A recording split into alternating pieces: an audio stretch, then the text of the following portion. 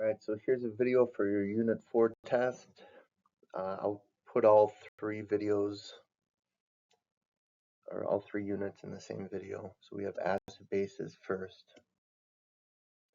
Now, an acid forms H plus or H3O plus when dissolved in water. So just take HCl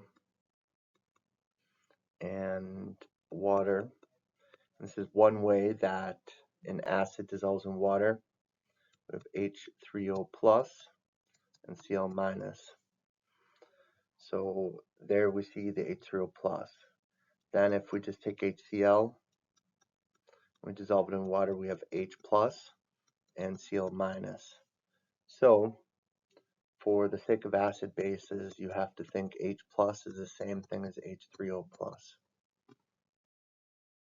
They're just at the bottom. Know that pH is less than 7. Maybe know another fact or two about acids. So acids has a pH less than 7. Now we're looking at the difference between a strong acid and a weak acid. So if something is a strong acid, let's say like HCl, which we just used, that's going to break down completely into H plus and Cl minus when dissolved in water. Compared to a weak acid, which would be HF, is a weak acid. And we're going to have some HF. That this dissociation does not happen completely, meaning in the water you're going to have some HF left and you're going to have H plus and F minus, compared to in the water you're just going to have H plus and Cl minus, and that's it. So you're not going to have any HCl. So one breaks down completely and one is reversible or dissociates partially. Bases form OH when dissolved in water. Let's look at a strong base, and we're just going to take NaOH as a strong base. If it ends in hydroxide, it's going to be a strong base, and that breaks down to Na plus and OH minus. A weak base, it's going to be something that ends with an NH2. So I'm just going to come up with something different. And so again, I should have mentioned that strong base has that arrow in one direction, and it breaks down completely. Now, weak base, let's see, if I just go, I don't know, CH3 NH2, it ends in that NH there. Then to show the dissociation, we have to react it with water, and therefore a double arrow because it's a weak base. We got CH3, NH3 plus, and OH minus. So both a strong base form OH minus, and then you have that plus on that NH3, because that hydrogen goes to that NH2. And again, because it's a weak base, we have the double arrows. So another weak base example, it just ends in NH3, plus I can write water like this. I should probably write water like that, because that hydrogen goes on that double arrow. It's a weak base, NH4 plus OH minus. So if it has OH in the name, or in the reactant, it's going to probably be a strong base. For us, it's going to be a strong base. Then know that pH is greater than 7 and some facts about it. Now these are equations you're going to have to know, so look at these. P means a negative log of, and that's true for strong bases and acids and so forth. And these are the ones I'm going to give you. This Ka, Kb is not something that we're going to do in regular chem, but the rest of these you're going to get. And so let's look at a calculator and look at how we would put that in if the concentration. So we know pH equals the negative log of the concentration of H plus. So if the concentration of H plus is 1.0 times 10 to the negative fifth molarity, big M, then pH equals a negative log of 1.0 times 10 to the negative fifth, or pH equals, we have 2 sig figs in the question, so we have 2 sig figs in the decimal place, which we're going to talk about in the next slide. But if I give you pH and you have to get concentration, you have to do something called the anti-log. So if I ask for concentration, so if pH equals 5.0, there's no units on that, and I want to know concentration of H plus, you would go do the anti-log. So it's the thing above the log. So 10 raised to the negative 5.00, you're going to get the same concentration, 1.0 times 10 to the negative fifth, big M. And we have 2 decimal places, so the answer is going to have 2 decimal places. We do a lot of practice questions later for that. We're going to do a lot of practice questions with dealing with pH and sig figs. But let's say we have molarity and we have pH. If the molarity has 1 sig fig, pH has 1 decimal place.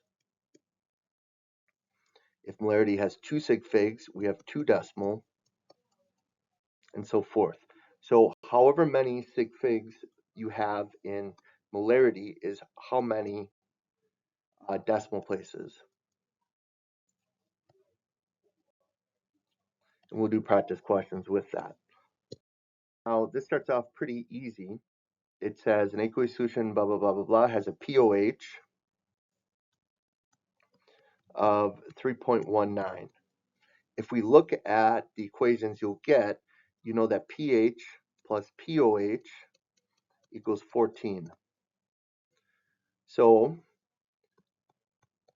let's just pretend, so we should have the same amount of decimal places. I mean, that is just how you do them. And so here, 3, 14, 11, so this is going to be 10.81. So pH equals 10.81. Let's just say that this is a base because the pH is greater than 7. We have another one here where pH is 2.21, and we want to know what pOH is. And remember that pH plus pOH equals 14.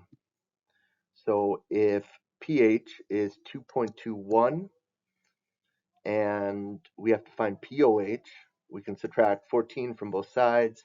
I mean, we should set it up right, I guess. So we got 2.21 plus pOH equals 14. 0.00 minus 2.21, that's going to be 12, 11.79, and that's pOH. But since pH is 2.21, and that's what we're going to look at for determining if it's an acid or base, this is an acid. This is real good practice for your calculator here. So you have these in your homework, and it's great practice. We have the concentration, so remember H plus is the same thing as H3O plus, and pH equals a negative log of H plus. And here we have the concentration of H3O plus. So we're going to enter in there a negative log of, and I'm going to put in their parentheses. So you definitely want to practice these, which you get a lot of chances to. -7, and the pH for this first one is 6 point, and I'm just going to write it all out, 6.1367. But we have 2 sig figs in that, so I'm going to round it to 2 decimal places. 6.14. That's the pH of that, which means that it's an acid. Then we have pH here as 11.08. Now, this is where we have to go 10 raised to the negative 11.08. So we're going from pH to concentration, and it's called the anti-log. So make sure you know how to enter that on your calculator. So if we go 10 raised to the negative 11.08, we get a concentration of, and we're looking at how many decimal places there are. The amount of decimal places there are in the pH should be what the amount of sig figs there are in the concentration. So we got we have 2 sig figs, 2 decimal places, 8.3 times 10 to the negative 12 big M molarity. So I'm going to write that a little bit better, 8.3 times 10 to the negative 12 big M. And that's because we have 2 decimal places there, and we need 2 decimal places in the answer. Lastly, we need the pH of the next one. We have negative, we're going from concentration of H3O plus to pH, which is just a negative log of 4.8 times 10 raised to the negative 4. It's not syntax error. And so we got 2 decimal places, or we have 2 sig figs, so we're going to have 2 decimal places, 3.32. And so make sure you get these answers here and practice with your homework. Here we're interconverting between hydronium. So hydronium is H3O plus, which I guess is H plus. They're called a little bit different, but you know, like just know how to essentially do these problems. Where an equation you're getting is H plus, concentration of H plus, times the concentration of OH minus equals 1.0 times 10 to the negative 14th. So you get that equation. And here it's saying, so remember here it says H3O plus, but remember H3O plus is the same thing as H plus. And here it says an aqueous solution with an H3O plus, so we know that this is 2 times 10 to the negative 11th. Put that in parentheses. We got to solve for OH. 1.0 times 10 to the negative 14th. And we're going to divide both sides by 2 times 10 to the negative 11th.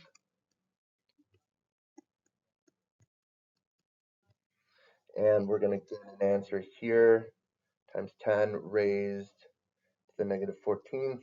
Make sure you use your parentheses or hit enter when the number's done. Negative 14th.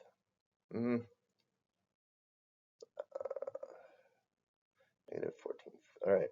So then I'm going to divide both sides by, and so doing these in your calculator is, practicing these is important.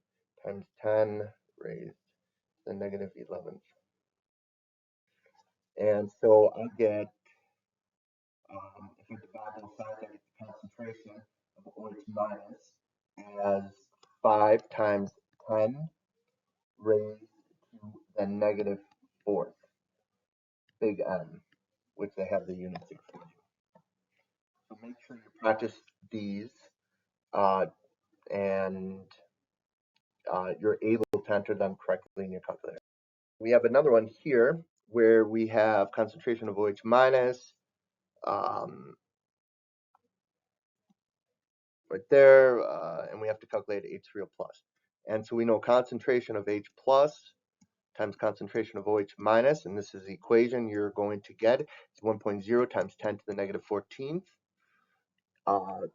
Has an OH minus, so this is 2 times 10 to the negative 7th. and we're looking for h plus. So we're going to divide both sides. We're going to isolate the variable.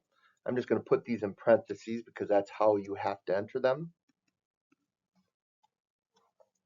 And we got 1.0 times 10 raised to the negative 14th divided by 2 times 10 raised to the negative 7th.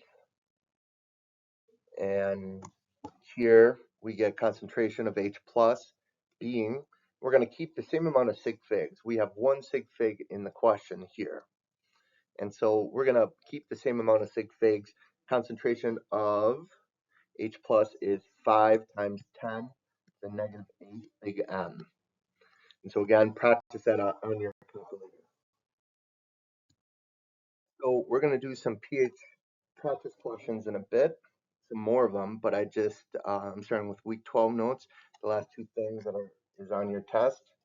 And keep in mind, you have a lot of options of when you want to take this test, either Thursday, Friday, or Monday, Tuesday before Thanksgiving break. All right.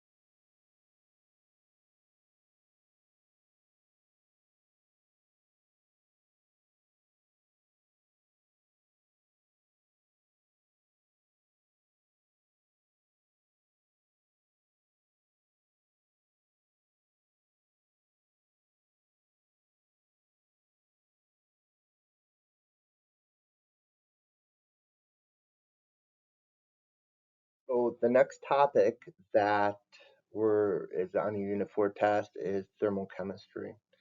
And for every question that you need to do, you're going to use one equation. Q equals MC change in T. I'll give you that equation. And here at the bottom we have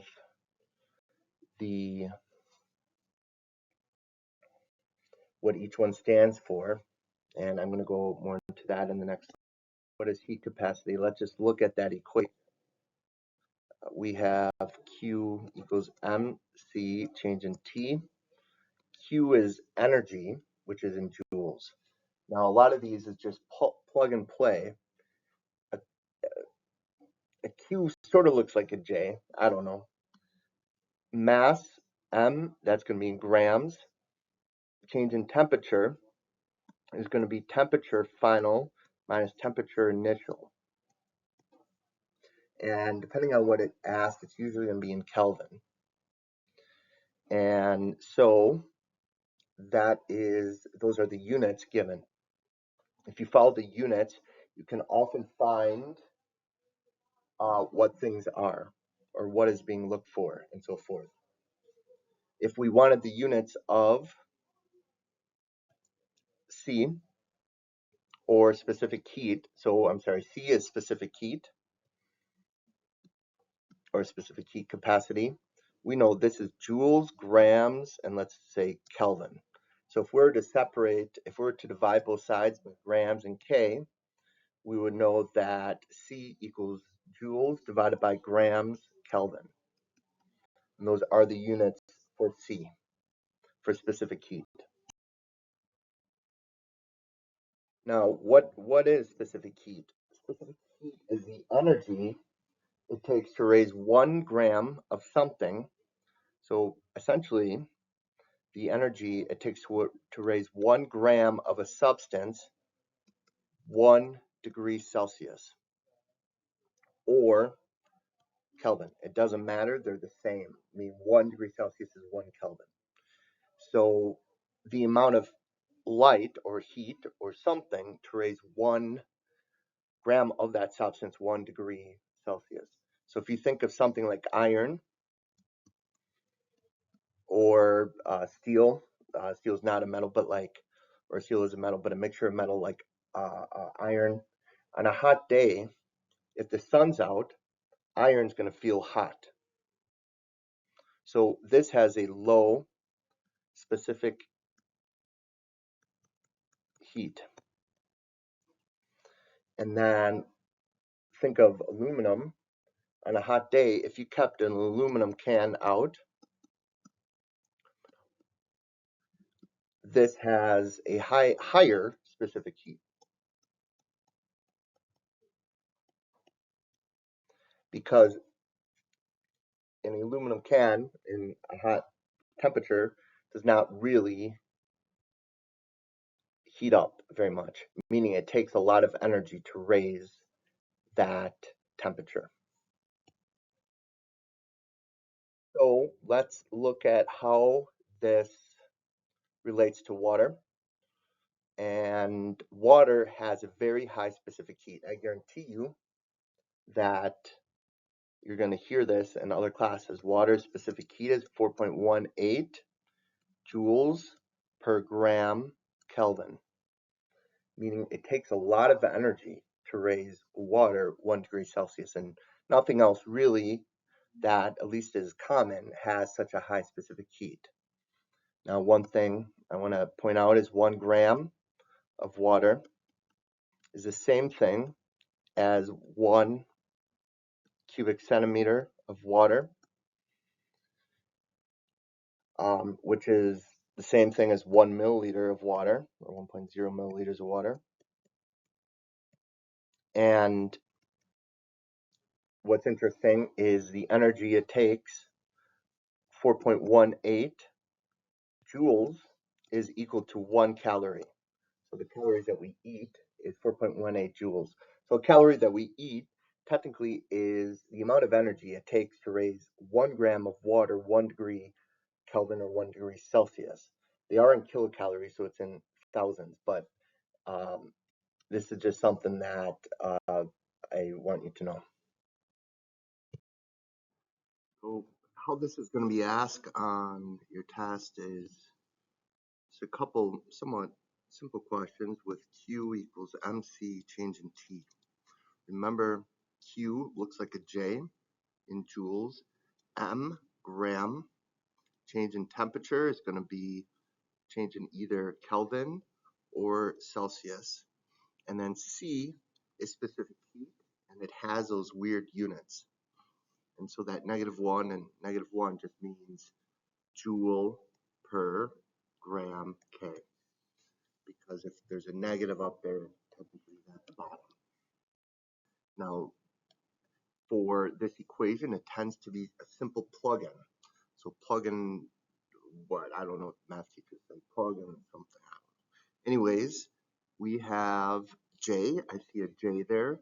5.52 joules. That's Q. Mass, we got 609.0 milligrams. So milligrams smaller than a gram. And as you're probably starting to notice, we tend to deal with 3. So usually it's kilo or milli. So moving the decimal 3 times is a good way to do that. So we got 0.6090, and that is grams. We don't know specific heat, and the change in temperature, we notice here that it went from -3 to 17.2, and that makes that 20.2 degrees, both Celsius and Kelvin. If you add 273 to both of these numbers, you're going to get the same number. So let's solve this out by just dividing both sides by 0.6090. So we got 5.52 divided by 0.6090 divided by 20.2, and we get 4.49 joules per gram Kelvin. And so all we did was take the information. Here I got 20 degrees Celsius difference because of those two numbers. The rest of it, you know what they are based on their units. So I don't even know how much you got to read some of these problems. And this is just another one where, again, you have milligrams, you got to convert that to grams, you got change in temperature. You don't have to convert that to Kelvin because 1 degree Celsius is 1 Kelvin. And then we have joules right there. So again, a somewhat simple problem if you just plug it in right and you solve it right. So now we're trying to find specific heat, using specific heat to find heat. So heat is energy or joules. So Q, energy, same thing as heat. And let's just write out that same equation. Q equals MC change in T. Q we do not know because heat is joules. Mass, we have 1.80 kilojoules or kilograms. So a kilogram is bigger than a gram, right? So for milli, we're moving the decimal over to the left 3 times. For kilo, we're moving it to the right 3 times. So 1, 2, 3. And so we got Q equals 1.81230 grams. M is the Q equals MC. See, specific heat has those weird units on it. So I remember in high school, that's a way that my students year after year would know which one is specific heat. They would say the weird units. And that definitely makes sense because they do have a whole bunch of units on them compared to the other ones, which just have 1. 0.3 Q equals M. C, change in T. Change in temperature goes from -2 or -0.2 to 16.8. That is a 17.0. So now it's a simple, what do they say? Plug and chug. Math teachers, I don't know. So we got 1,800 times 0.903 times 17. So does it want us in? So it's going to be, if we look at sig figs, we got 3, 3. This one is also 3 because at the top is 1.80. So that's going to be 27600 joules. I'm wondering if Alex will make you write 27.6 kilojoules. So I don't care either way what you write, but that is energy or heat. We have 27600. Oh, that would have been a J. Did I try to write a J there? 27600. J. If you're confused about the sig figs, solve it. So this is the same thing where we have the specific heat there. We have the change in temperature. We have to be given one more thing. Oh, there's grams. That gram does not need to be converted to anything. So make sure you practice these. The sig figs in this will be 3 as well, because we have 3 there, we got 4 there, we got 3 there. Because when you subtract these, you have 3 left over. And we're looking for energy, which is joules, which is Q.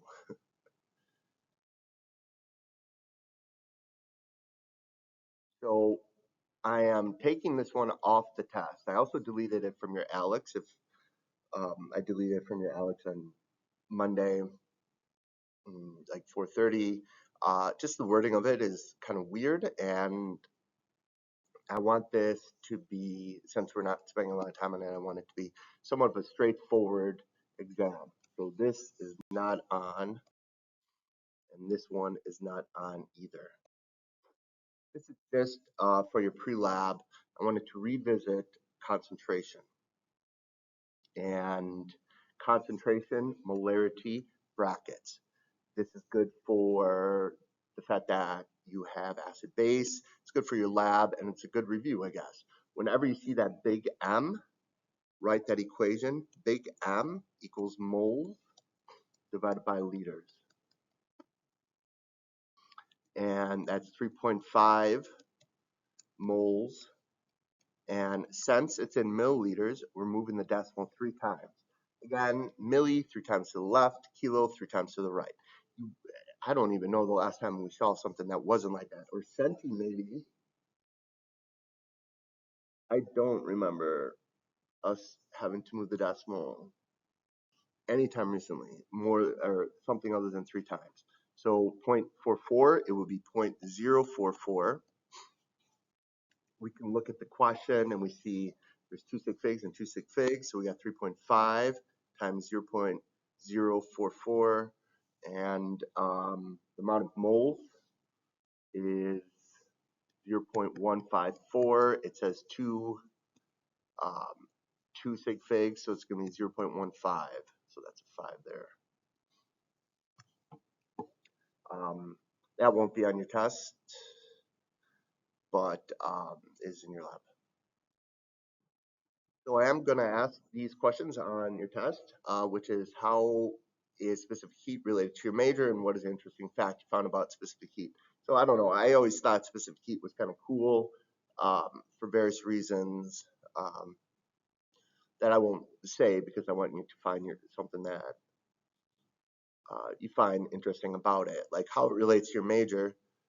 Like for me, I got to teach it all the time, but for you, you know, I really think you're going to find something that is, I'm 100% sure you'll find something. Like, don't say, unless if you want to be a teacher, you can't say. And if you want to be a teacher, honestly, like I would suggest, I don't know, I wouldn't go and try to find something else. So, all right, that's it. So now we're gonna talk about balancing equations, and I'm just going to quickly go through like the rules that tend to work. balance everything but hydrogen and oxygen first, then balance hydrogen, then balance oxygen, just like the choo-choo train method. So we have this equation right there above. We see that there are 4 phosphoruses and 1 phosphorus. I'm going to balance everything but hydrogen and oxygen first. I'm going to put a 4 in front of this. So that's going to change phosphoruses to 4, oxygens to 16, hydrogens to 12. Then I'm going to balance hydrogens. So the choo-choo train method. So I have 12 hydrogens on the right. So I'm just going to put a 6 in front of that hydrogen. That makes hydrogens 12 and oxygens 16. So this is balanced. If that didn't make sense to you, watch that part again, because this is a good example of the equations we're going to have to balance. And I'm just going to say one more thing. If when in doubt, if something's not working, put a 2 in front of the most complicated one or the one with the most atoms. So 2 times 2 most atoms. And I bet you, if we follow those rules, if you follow those rules, things are going to make very much sense pretty quickly. So here we have a equation, sodium plus oxygen equals Na2O2. I'm going to balance everything but hydrogen and oxygen first, and hydrogen, then oxygen. So we have Na plus blank O2 plus forms blank N2O2. So here I'm going to balance, oh geez, Na. I'm going to balance sodium first because there's a 2 there. Sodiums are balanced. Ah, geez, I wrote all this wrong. And so on the left right now, we got sodiums with 2, oxygens with 2. On the right, or the product side, we got sodiums with 2, oxygens with 2. So it's balanced. So 2Na plus O2 forms Na2O2. All right, so the equation we have here is 2Na plus O2 forms Na2O2. And now I'm just going to do something simple here to expand on this a bit. We have 2 moles of sodium. How many Na2 will we form? We have 5 moles of O2. How many moles of N2O2 will form? So limiting reagent is going to be a part of your final exam. And so we did this at the beginning of the year. Most students are going to do it now. So I'm just going to go through a review, and maybe I bet this will go pretty well. How many moles of Na? Oh, we have 2 moles of Na. How many moles of Na2 will form? So what we start off with, and then the mole ratio of what we want over what we have.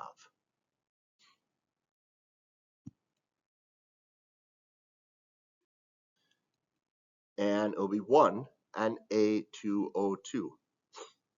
2 moles of Na makes 1 mole of Na2O2. Simple enough, right? That's all you got to do for these. We have 5 moles of O2. How many moles of Na2O2 will form? 1, the coefficient, we're looking at the front number of Na2O2 and the front number of oxygen, which if there is no number, it's 1. So 1 Na2O2 to 1 O2. 1 divided by 1 is 8, I think. No, 15. So 5 times 1 divided by 1 is 9. No, I'm joking. It's 5 O2. So which one is the limiting reagent? this should be easy. All we're looking at is the coefficient of one over the other. And I'm going to ask it just like this. We have this many of this many of this. Which one's the limiting reagent? The lower of the two. So it's going to be Na.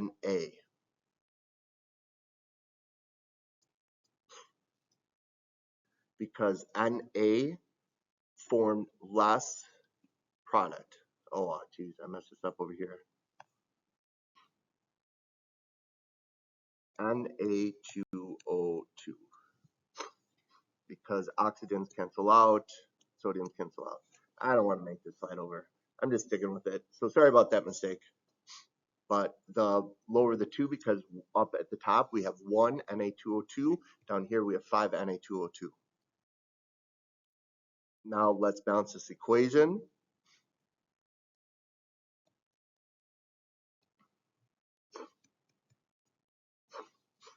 We're going to balance everything but hydrogen and oxygen first, then hydrogen, then oxygen.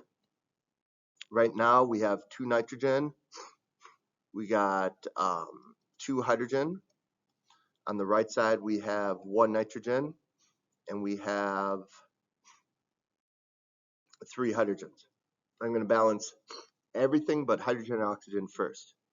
So I have 2 nitrogens over there. I'm going to put a 2 there. That makes this nitrogen 2, this hydrogen 6. So nitrogens are balanced. Then I'm going to balance hydrogens. I have to get this up to 6, so just a 3 there.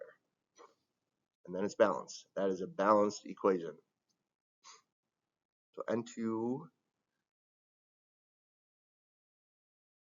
So we got 1N2 plus 3H2 forms 2NH3.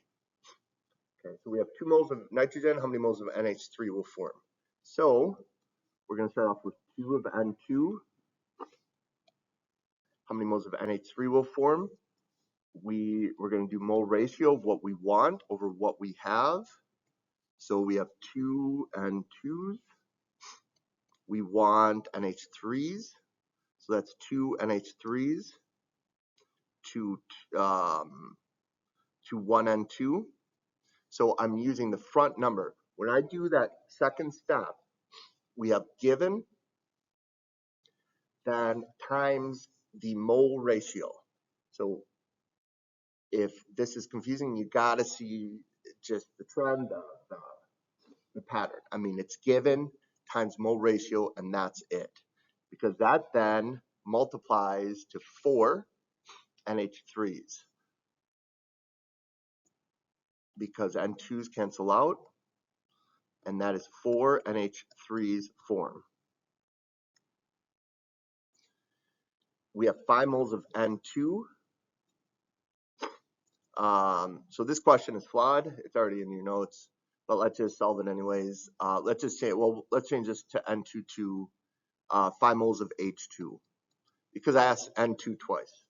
So anyways, let's just change it to H2. We got 5 H2. Let's look at mole ratio of what we want over what we have. What we want is 2 NH3. I'm getting that 2 there. And then the ratio of over hydrogen is 3H2. I'm getting that 3 there. So it's given times the mole ratio. Mole ratio is what you want over what you have. This ends up being 5 times 2 is 10, divided by 3 is 3.33 NH3. Therefore, the limiting reagent is H2, because this number is less than this number. So there's a pattern that you have to see to solve these. Balanced chemical equation using the smallest ratio. So this is a combustion reaction where, again, we're going to go non-hydrogen, then hydrogen, then oxygen. This is one that you did on your last test, and this is a pretty easy combustion, but it is in the ALEKS modules and homework modules you have to do right now. Balance carbon, carbon's balanced, balance hydrogen, hydrogen's balanced, balance oxygen. On the right side, we have 2 oxygens plus 2 oxygens, that's 4, so therefore we have a 2 there. So If you did not understand how to balance combustion reactions, watch my previous video or watch someone else do it, because I guarantee you this is balanced. It's just but it follows the same rules. So we got 1, 2, 1, 2. So we have 1 CH4 plus 2 O2 forms CO2 and H2O. I forgot which order. So carbon is going to be 1, and this will be 2. All right, 4 moles of CH4, 6 moles of O2. What is the limiting reagent? So let's solve this twice. We have 4 moles of CH4, and we could pick either one of these products to determine limiting reagent. Either one, if we solved it for both of them, we're going to get the same answer. So you want to pick one, meaning if we would get the same limiting reagent. So you want to solve it twice though. We have 4 CH4s. Let's just use carbon dioxide. I could use water, but carbon dioxide, 1 carbon dioxide, 1 product over 1 CH4. That makes CH4 cancels out. We have 4 CO2s. Now, if we start off with 2 oxygens, again, we have to stick with the same product. That's 1 CO2 over 2 oxygens. So notice how the product that we stick with remains the same. We end up with 1 CO2, and the limiting reagent is the one that is less. So you have to solve it twice. You have to use the same product, and it's the same thing. What you start off with times the mole ratio of what you want over what you have. The mole ratio is always the coefficient in front of the number. All right, so this one looks a little more complicated than the last ones, but I'm going to follow the rules, which is balance everything but hydrogen and oxygen first, then hydrogen, then oxygen. Then if it doesn't seem clear, meaning like if it sort of confuses you, and this is true for combustion as well, meaning like if you weren't able to figure out a combustion reaction on the last test or on this test, put a 2 in front of that first one, the most complicated one, which is that first carbon-based compound. First or complicated. And you'll see that if you follow these rules that these become pretty clear. Or not clear, but doable with a little bit of practice. And so there's a pattern to it to where if you're not solving it smoothly, try again, look at the steps again, and get it in under 30 seconds. So first thing, we're going to try to balance, let's say, the nitrogen. Nitrogens have 1 on both sides. Then the carbon has 1 on both sides. So those are already balanced. So next thing I want to do is balance the hydrogens. If I look on the left side, I have 7 hydrogens. If I look on the right side, I got 3 hydrogens. That's not something I want to do. Like, I really don't want to solve that. Like, I don't even know how to solve that. So what I'm going to do is put a 2 in front of the most complicated one, or the one with the most atoms, which tends to be the first one, and then start over. So I put a 2 in front of nitrogen. Now I have to balance nitrogen on the right side. I put a 2 there. Now I have to balance carbon on the left side. I put a 2 there. So look at that. I know that was fast, but it's going to make everything easy. So then we go C, then H. Now we got to balance hydrogens. On the left, I got 2 times 3, that's 6, plus 2 times 4, that's 8. On the right, I got 2, so that's 14 over here. I got 2 plus X, and that has to equal 14. So this has to be a 6. Then if I have 6 oxygen over here, this has to be a 3. And that's a balance equation. And so look at that again. This is about as tough as it's going to get. When in doubt, put a 2 in front of the most complicated one and start over. It always works. Like the rules that I'm saying now, I've never ran across one that it doesn't work. So I'm not going to put on mole ratios for these more complicated ones. I'll do the mole ratio for the easier ones. So look at the first couple examples we did. That's really all the mole ratios you even have to know for the final. Here, it doesn't matter anyways. So I'm just not going to put them on. So this one, again, like the last one, is about as tough as one will get. So you have to make sure to follow the rules or the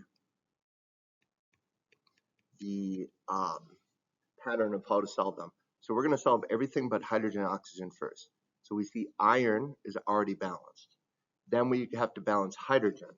So I can rewrite this FeOH as FeO2H2.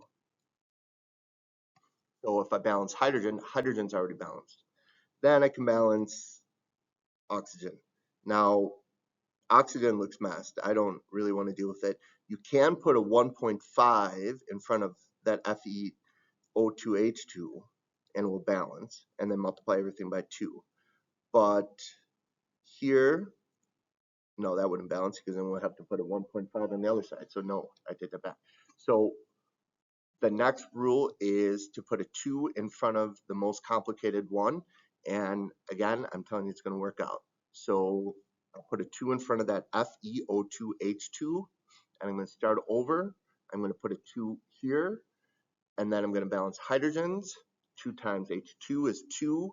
Then I'm going to balance oxygens, and those are balanced. So if I look through this equation here, we have 2, we got Fe is 2.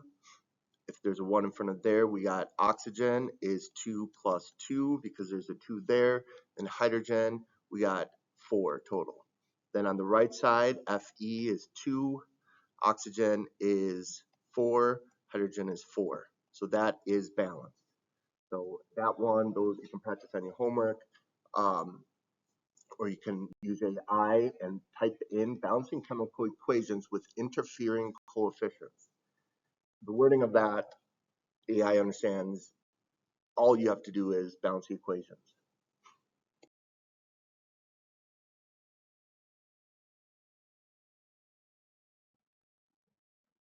So here's a difficult one where we have P4 plus NaOH plus H2O forms PH3 and blank Na2HPO3. So for this one here, I am going to balance nitrogens first.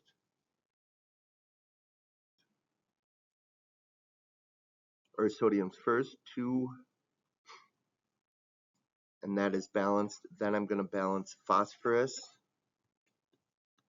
And notice how it's sort of difficult to balance phosphorus because here we would have to put a 3 here, which then makes that 10 hydrogen minus 1. So in one of these complicated ones, we're going to put a 2 in front of the most complicated one. So let's put a 2 in front of that Na2 there. Then we'll start over. So let's balance sodium first, which makes that a 4. Then let's balance phosphorus. On the left, we have 4 phosphorus. On the right, we now have 3. So if we put a 2 there, phosphoruses are now balanced. Then we balance hydrogens. On the left, we have 4, 5, 6. On the right, we got 6, 8. And so is this going to be balanced? I sure hope so. 2. So 4, 5, 6 oxygen, 6 oxygen, 4 plus 4. So this is balanced. This is a real tough one though. I guess in the end, you put a 2 in front of that most complicated 1 if it's not working, and then you end up just doing the best you can to balance it. But this, all 3 that I gave you for the difficult ones are pretty tough. Like you're not going to get anything worse than that.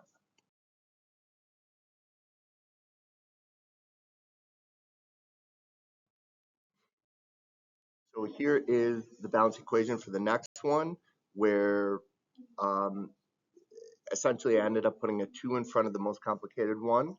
Then that made this 20 hydrogen. Then I balanced hydrogen on the right by going 10 times 2 is 20. And then I balance oxygen by adding up the oxygen and putting a number in front of that O2. So this one was very similar to combustion. And lastly, I won't ask you limiting reagent on anything like these. They're going to be ones that non-interfering coefficients that we saw earlier on.